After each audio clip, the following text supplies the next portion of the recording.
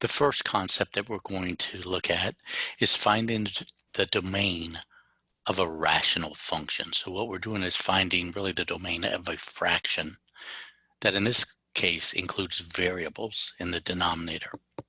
So remember what the domain is. The domain are the x values that we're allowed to use if we're evaluating a function. And you say allowed, what does that mean? Well, sometimes there's restrictions. So in this case, we know a fraction cannot have 0 in the denominator. So our restrictions are only going to occur with what's in the denominator.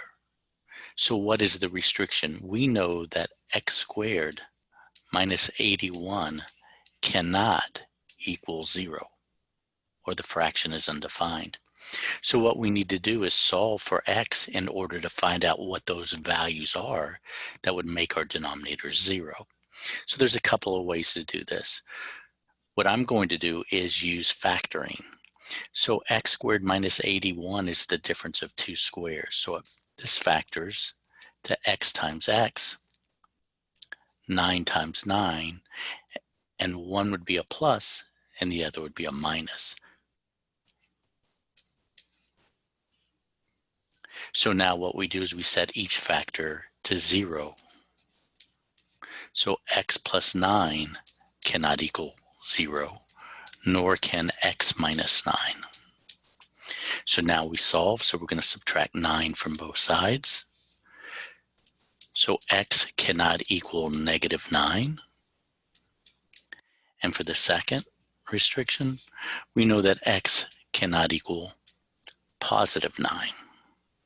So let's go ahead and write that in interval notation. So what I'm going to do is make a number line and put in my two boundaries, or zeros, negative 9 and positive 9. So it can equal any number on the number line except those two values. So I'm just going to use an open circle. So it can equal anything to the left of negative 9. So it can equal anything from negative infinity to negative 9. And remember, since negative 9 isn't included, we use a parenthesis. Now we'll look at the second region, and that would be the region in between negative 9 and 9. So we're going to use union. And so our interval begins at negative 9 and ends at positive 9. And since neither negative 9 nor positive 9 are included, we use parentheses. So we've taken care of two of the intervals. Now we have the last interval. So in the last interval, so again, union, it's going to begin at 9 and continue indefinitely to the right. And again, since 9 isn't included, we use parentheses. So our domain in interval notation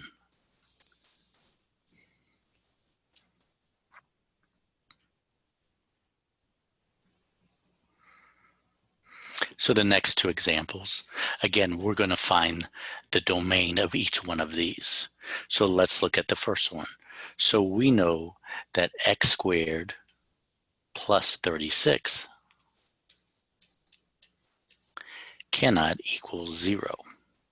So we're looking for the value of x that when we square it and add 36, we get 0. Well, there are no values of x that when you square it and add 36 to it will give you 0. So in this case, there's no restrictions.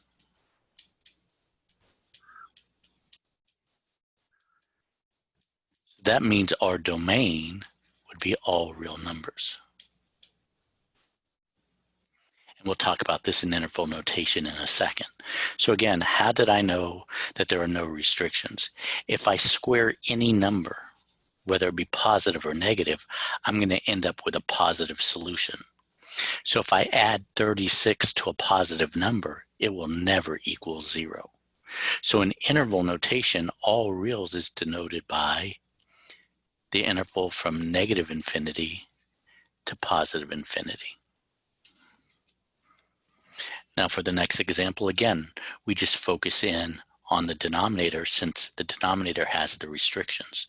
So we know that x squared plus 3x minus 4 cannot equal 0.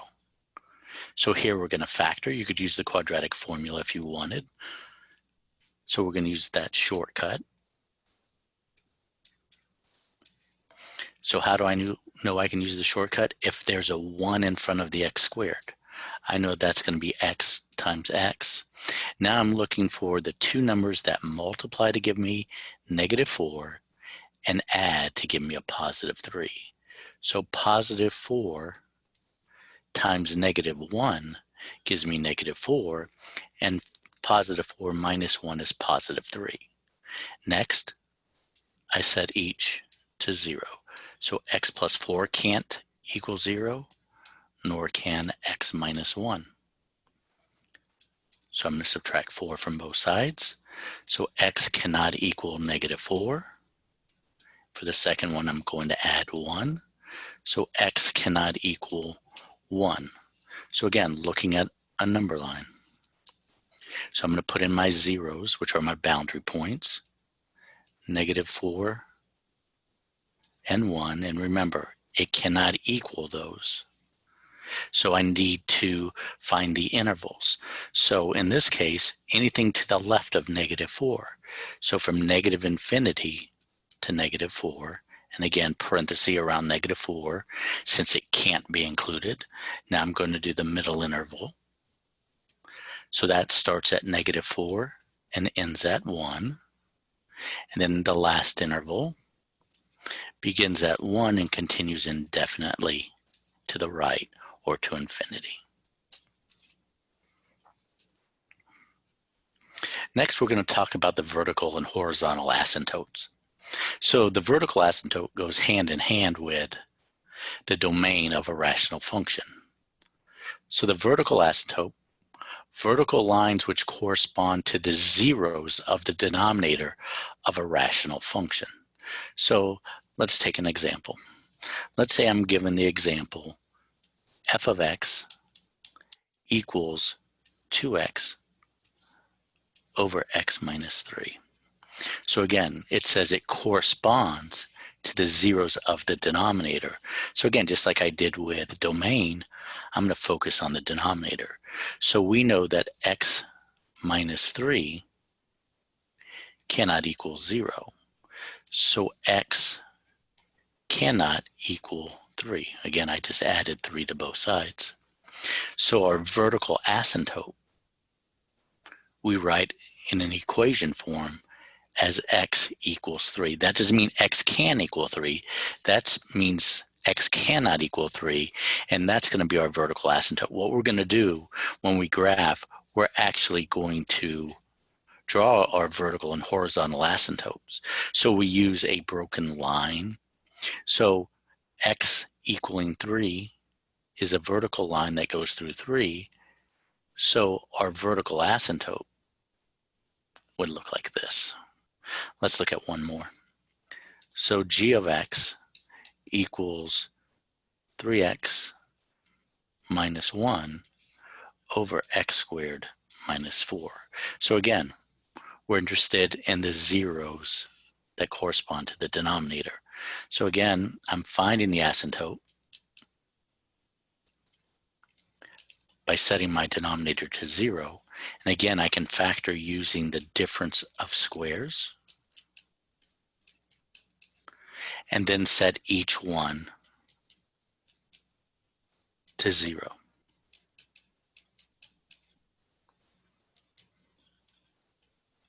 So we know as far as our domain is concerned that x cannot equal -2 and x cannot equal +2. So the equation of our asymptotes would be x equals -2 and x equals 2. And again, when we're graphing, and we'll do more with graphing, I'm just graphing the asymptotes at this point. It's going to be a vertical line that goes through -2 and a vertical line that goes through +2. And remember, the equation of a vertical line is x equals. So when they ask you for the equation of a vertical asymptote, it's always x equals that excluded value. Now let's look at the horizontal asymptote. The horizontal asymptote is a horizontal line on a graph that the output of a function gets ever closer to, but never reaches. So it'll come up to this asymptote and not pass through, but get closer and closer as we move in one direction or the other. And we'll look at that in a second. So there's three possibilities that we need to look at in determining the horizontal asymptote. If the degree of the numerator is greater than the degree of the denominator, then there's no horizontal asymptote. So an example of that would look like this.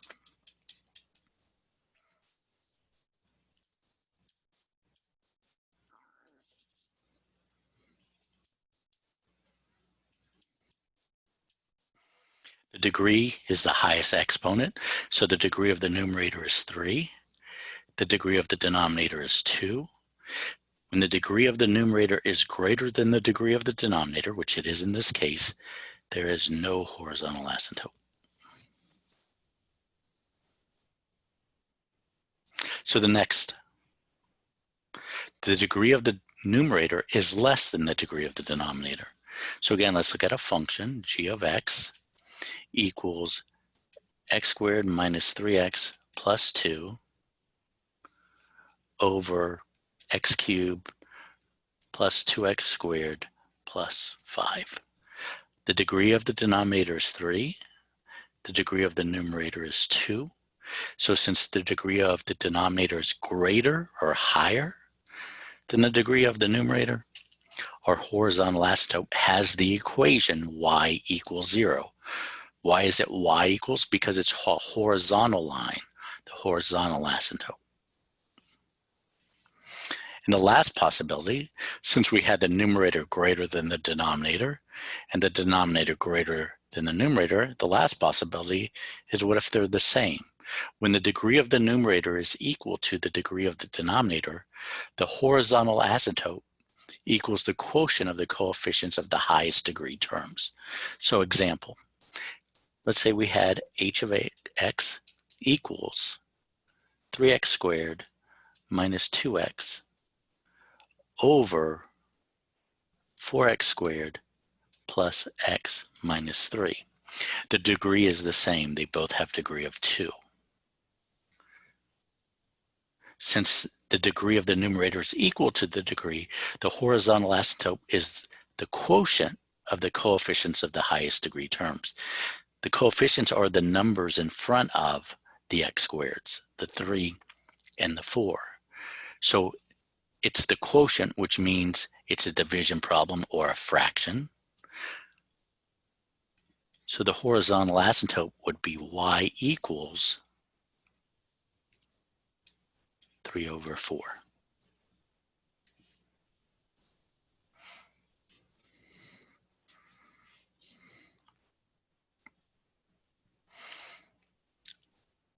Our next example. Here we have a graph given, and it's asking us to find the x-intercepts if they exist, the y-intercepts if they exist, and then it says write the equations of the vertical asymptote and the horizontal asymptote. So the intercepts are the place where the graph touches or goes through, in this case, the x-axis. So there are no points that go through the x-axis or touch the x-axis. Notice it's getting closer and closer, but not actually touching. So in this case, there are no x-intercepts. The y-intercept is the place that the graph passes through or touches the y-axis. In this case, the graph passes through the y-axis at -4, so our y-intercept would be -4.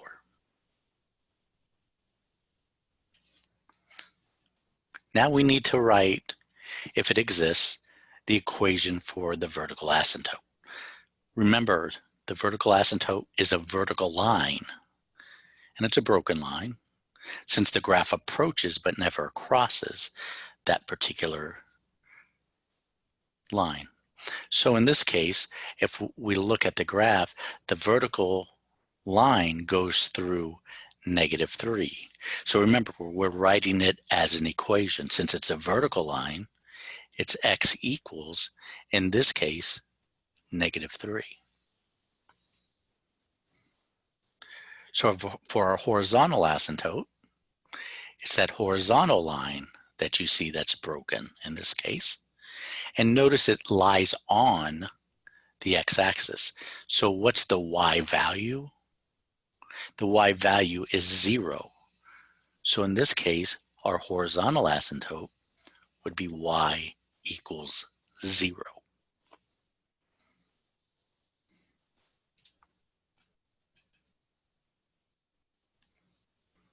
So here we're given functions, and we're asked to find the vertical and horizontal asymptote.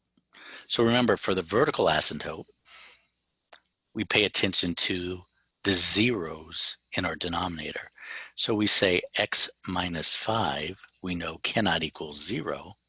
So we know that x cannot equal positive 5 because we're adding 5 to both sides. So that means our vertical asymptote is at x equals 5. So remember, that's the line in which the graph approaches but doesn't intersect. Why doesn't it intersect? Because we know that x cannot equal that value. Now to find our horizontal asymptote, we have to go back to those 3 criteria. So we need to compare the degree. The degree of the denominator is greater than the degree of the numerator. So when the denominator is greater than the degree of the numerator, our horizontal asymptote is at y equals 0.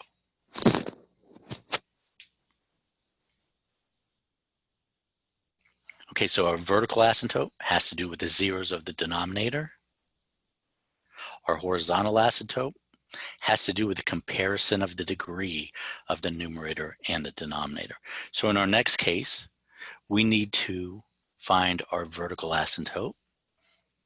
So we set our denominator to 0 because we're finding the zeros. And I put not equal to 0 just to remind us in our domain. So you need to factor. And when you're factoring, you can use that AC method. So the AC method, I take my leading coefficient, which is 2, times my coefficient of my constant. 2 times -3 is -6. So I'm going to write down all the ways I can get -6 when I multiply. I'm looking for the pair that when I add it equals my middle term, or the coefficient of my middle term. So when I add 1 plus -6, that gives me -5. When I add -1 to 6, that gives me +5. When I add 2 plus -3, that gives me -1. And -2 plus 3 gives me +1. So since my middle term is -5, I use 1 and -6. So I rewrite this as 2x squared plus 1x minus 6x minus 3. Then we factor by grouping. So I group the first 2 together and the last 2 together. So in the first group, I'm looking for the greatest common factor, which is x. When I remove the x, that gives me 2x plus 1. In the second group, remember, if the third term is negative, we factor out a negative. Since this is a -6, I'm going to factor out a negative. And the value that divides evenly into 6 and 3 is 3. So -6 divided by -3 is +2x. And -3 divided by -3 is +1. So my greatest common factor is 2x plus 1. And then my other factor are the factors that I factored out as the greatest common factor. And now I set each one to 0 to solve. So for the first one, I'm going to subtract 1 from both sides. So 2x cannot equal -1 and divide by 2. So we know that x cannot equal -1/2. And for the second one, I'm going to add 3. So we know that x cannot equal 3. So my vertical asymptote, x equals -1/2 would be the equation. And for my second one, x equaling 3 would be the equation of my second vertical asymptote. My horizontal asymptote, remember, all I do is compare the degree. So the degree of the numerator is 2. The degree of the denominator is 2. So when the degrees are the same, the horizontal asymptote is the quotient of the coefficients. So it's y equals, in this case, 3/2.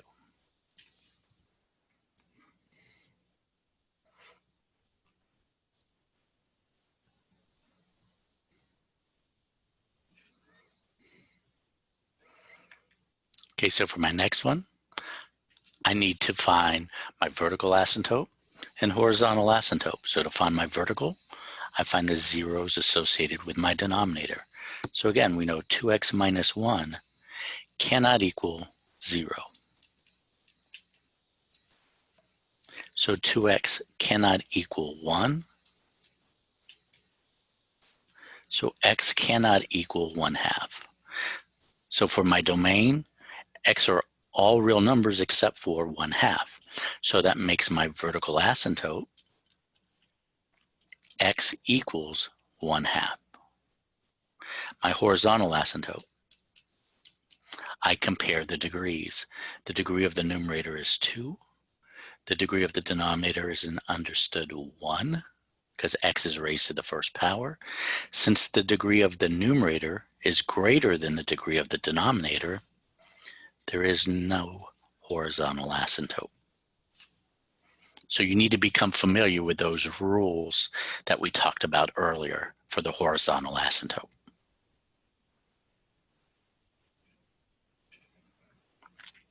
Here we're asked to graph the rational function. So what we need to do is first find the vertical and horizontal asymptotes, and then we can plot points by plugging points into our given function and evaluating. So for my vertical asymptote, remember, we pay attention to the denominator. So we know that the opposite of x plus 3 cannot equal 0. So I'm going to subtract 3 from both sides. So the opposite of x cannot equal -3.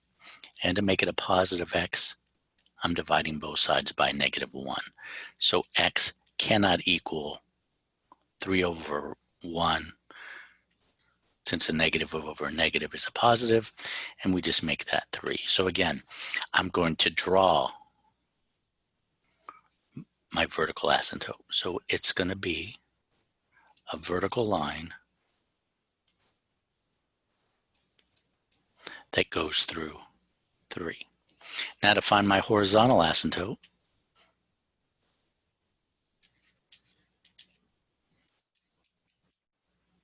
I'd look at the degree of the numerator and the denominator.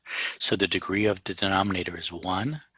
Since the numerator is a constant and it doesn't have a variable, the degree is 0. So the degree of the denominator is greater than the degree of the numerator. So my horizontal asymptote is y equals 0. So that means it's a horizontal line that really is your x-axis. Now what you're going to do is make a table of values so that you can plot a couple of points. So what I do is I choose values to the right and left of my vertical asymptote. So to the right of 3, maybe 4 and 5, and to the left of 3, maybe 2 and 1. So what you're going to do is you're going to plug each value into your function for x. So in other words, we have -6 over the opposite of x plus 3. So I'm going to plug 4 in there. So we have -6 over -4 plus 3, which is -6 over -1, which equals 6. So I have a point at 4, 6. Now I'm going to take 5 and do the same thing. So I have -6 over the opposite of 5 plus 3, -6 over -2, and a negative divided by a negative is a positive. So it'd be +3. So I have a point at 5 and 3. Okay, so now I'm going to take 2 and do the same thing. So I have -6 over the opposite of 2 plus 3, -6 over +1, that equals -6. So at 2, I have a point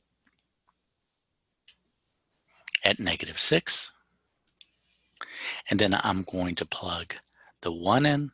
So that's -6 over -1 plus 3, -6 over +2, which equals a -3. So at 1,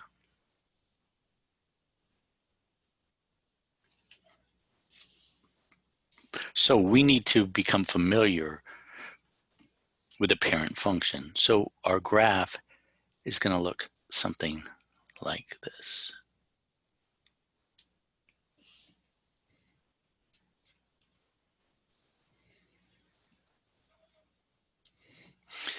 So notice that our graph gets closer and closer to our asymptote, but doesn't pass through in both the top and the bottom of both graphs. Okay, so you could choose any points you want, but I'd like to choose the points closest to the vertical asymptote. Let's look at another example. We have 3x minus 3 over the opposite of x plus 2. So again, the first thing that you want to do is to find your asymptotes. So here, remember, I find the zeros of my denominator.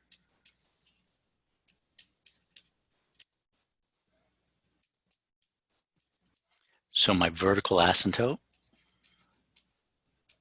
would have the equation x equals 2.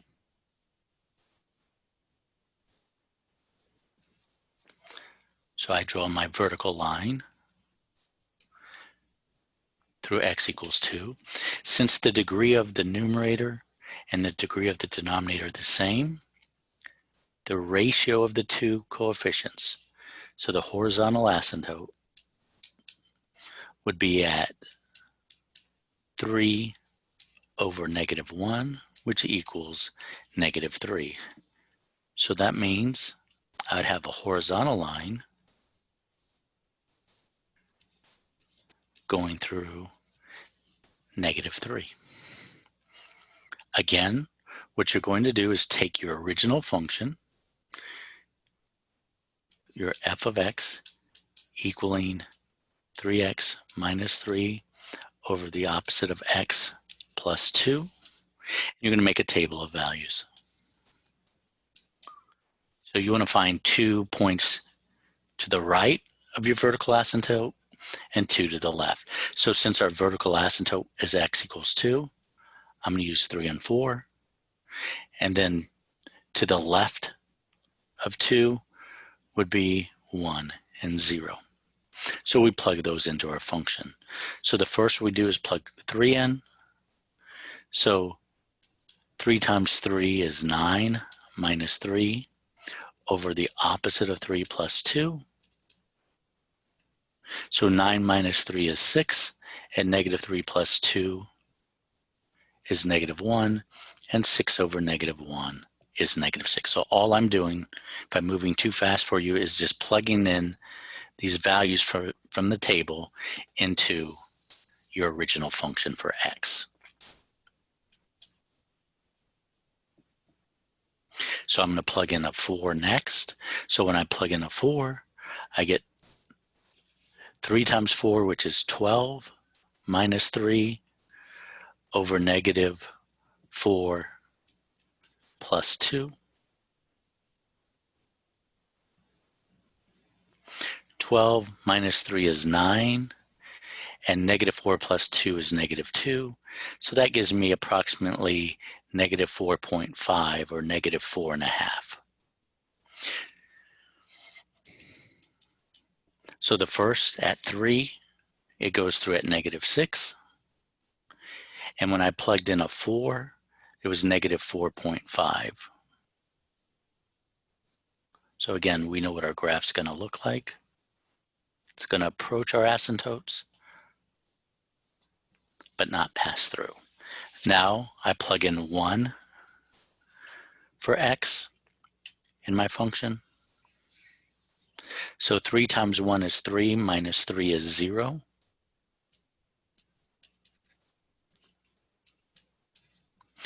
And I plug in a 1, that's a negative 1, plus 2, which is 1, and 0 over anything is simply 0.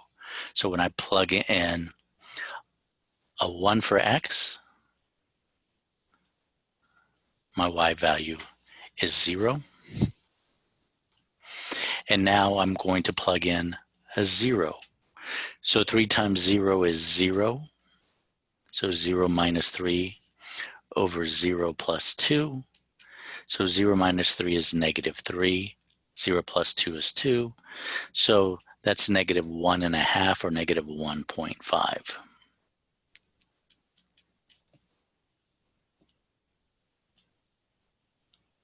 So when I plug in a 0, I get a negative 1.5. So for this one, again, it's going to approach my asymptotes, but not cross.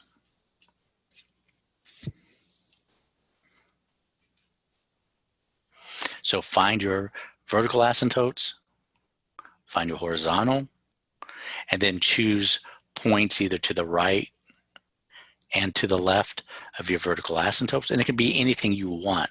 And you'll understand as you do more and more of these, the shape of these graphs will always look the same. So now let's look at transformations.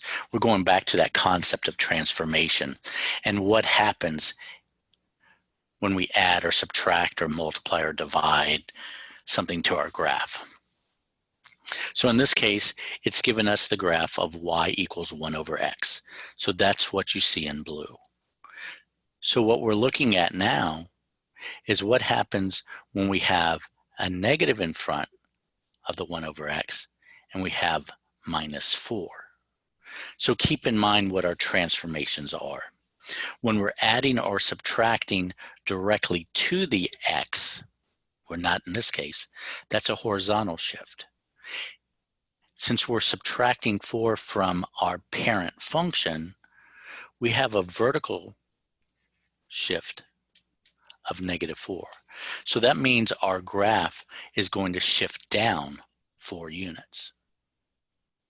So what does the minus in front of a function do? So a minus or a negative in front of a parent function reflects the graph on the x-axis. So what that does is flips the graph over. So what's going to happen before we do our vertical shift is, I'm just going to draw this real quick. So when our graph looked like this, and I'm going to draw the original graph using dotted lines. If it were just a negative in front of it, so if it was just the opposite of 1 over x, then this graph in this quadrant right here shifts above the x-axis, and then the portion of the graph here would shift below.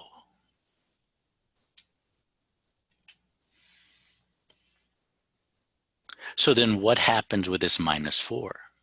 So what that's going to do is going to shift our graph down 4 units. So instead of our horizontal asymptote being at 0, which you see in our original graph, it's going to shift down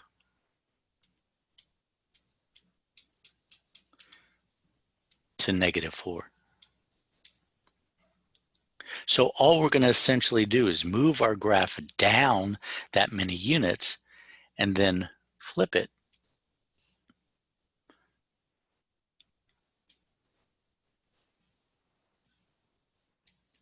over that asymptote.